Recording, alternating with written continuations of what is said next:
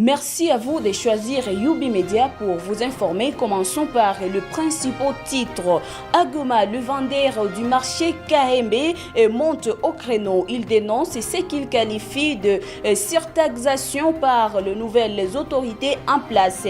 Il plaide pour un allègement fiscal face à la crise économique. Vous les suivrez dans cette édition. Et puis à Kinshasa, le comité de suivi de la paye annonce les débuts de paiement des agents et de fonctionnaires de l'État d'ici le 30 juillet. L'opération devra être clôturée le 2 août sur instruction du président de la République. On en parle dans cette édition.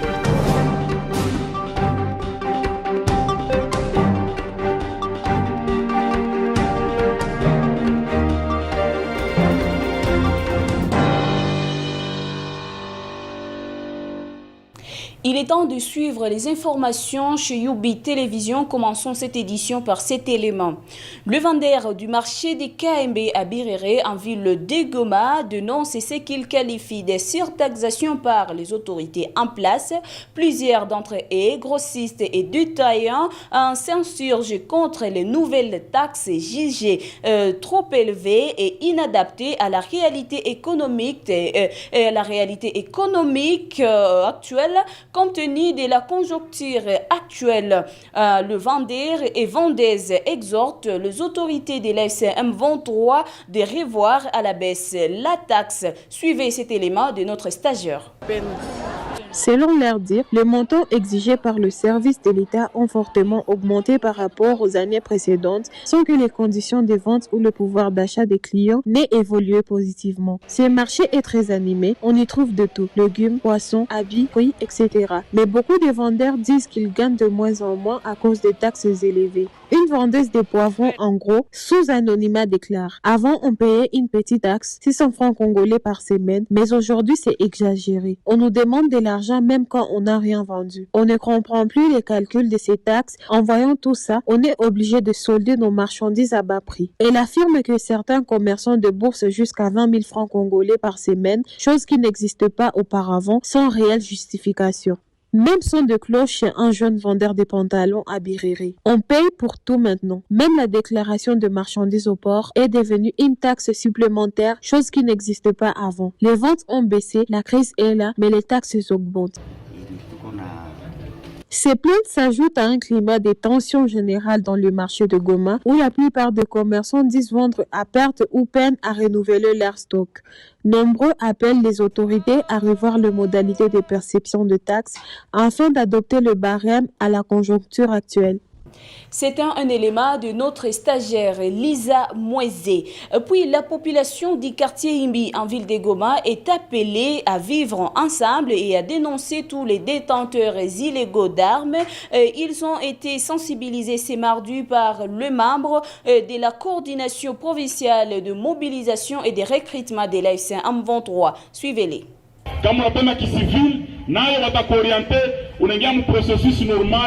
Si vous voulez la vie civile ou militaire, on va vous orienter dans la communauté. Et si vous êtes civil, personne ne va vous menacer. Mais nous ne voulons pas seulement les phénomènes Ouazalendo et vos militaires que vous gardez ici. Vous êtes sans ignorer que les éléments FARDC étaient nombreux ici à Imbi. Beaucoup n'ont pas trouvé l'endroit où se réfugier. Ils sont restés nombreux ici, ce qui a constitué même une source de l'insécurité. Vous les avez gardés croyant que c'est votre ami, cousin, copain. Ces gens commettent beaucoup de bavures, je vous assure. Par exemple, moi-même, ma famille a été victime. Mon ami a perdu même son enfant.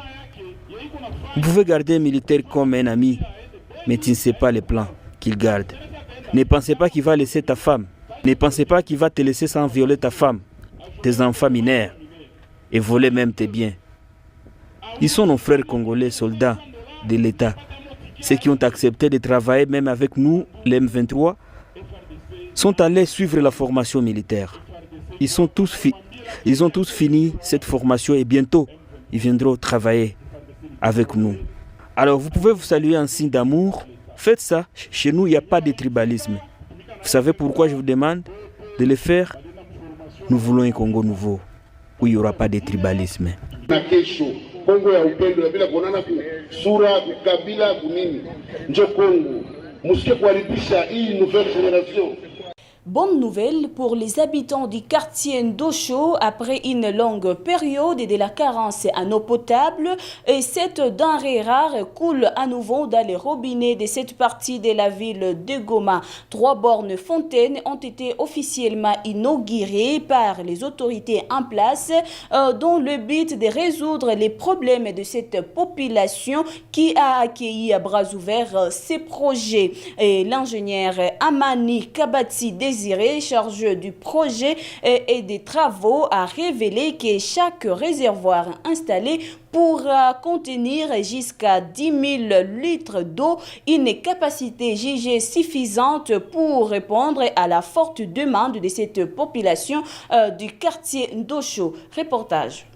Normalement, sous le haut patronage du directeur provincial, nous avons été instruits de localiser et de cibler les endroits chauds et qui ont les problèmes de pénurie d'eau.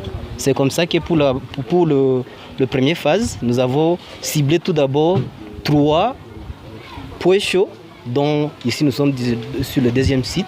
On va voir le 3e site ici un peu après, où maintenant là, nous avons implanté le rampe, bon, effectivement, et les tanks, tout ceux qui font de l'hyper borne fontaine. Et normalement, cette hyper borne fontaine va fonctionner 24 heures sur 24. Puisque ici, là où nous sommes, nous avons la conduite, mais qui amène l'eau sous pression. Et souvent, nous savons que l'eau sous pression avec nos manœuvres de vannes, ça arrive souvent la nuit. Alors, comme ça arrive souvent la nuit, nous avons préconisé qu'on puisse quand même y implanter des hyper bonnes fontaines pour que pendant la pression ou pas la pression, quand même que la population puisse avoir l'accès à l'eau.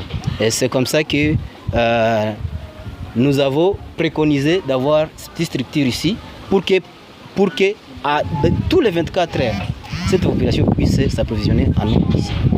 Parlons santé. Dans cette édition, les structures sanitaires de Buhimba, Tchandjikiro et Massambo, dans le territoire de Walikale au Nord Kivu, ont été incendiées par les inconnus lors de violences armées dans cette partie du secteur de Wanyanga.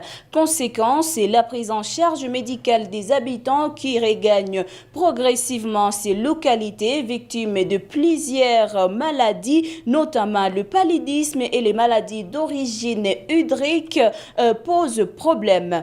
Toutes les 3 structures sanitaires de la zone ont été pillées par le groupe armés locaux avant d'être incendiées. Un rapport circonstancié à cet effet a été rendu public la semaine dernière par le chef de groupement Ikobo, Mwamili Kanga Makasi Godefroy, précise dans ses rapports tout le médicament et le matériel médical a été importé. Ces structures sanitaires doivent repartir à zéro. En cas de maladie, les habitants recourent au traitement traditionnel, ce qui constitue un danger permanent pour eux. 2 cas de mort sont enregistrés chaque jour qui passe, faute de prise en charge médicale. Et puis, les banques commerciales ont été approvisionnées à fond pour la paie des agents et des fonctionnaires de l'État qui sera effective à partir de ce mercredi 30 juillet. C'est le comité de suivi de la paie qui l'a annoncé mardi à Kinshasa. Cette structure précise que les opérations de paie des agents et des fonctionnaires de l'État seront finalisées et au plus tard le 2 août prochain, conformément aux instructions du président de la République, Yannick Ikassi, président intérimaire du comité de suivi de la paie, explique dans cet élément. Ces instructions vont dans le sens, comme l'avait indiqué le communiqué publié récemment par le cabinet de son Excellence Monsieur le ministre des Finances, qu'on puisse accélérer l'exécution de la paie pour le contenir jusqu'au 2 août.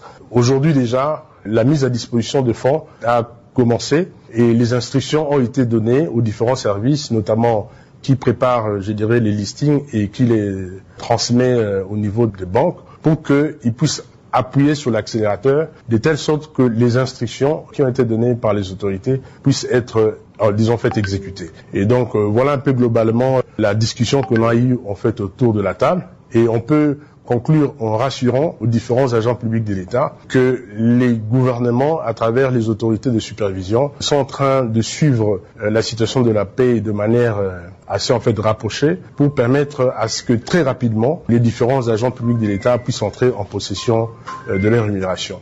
Nous sommes arrivés à la fin de cette édition du journal. Merci à vous de nous avoir suivis. Surtout, bonne suite des programmes chez Youbi Télévision.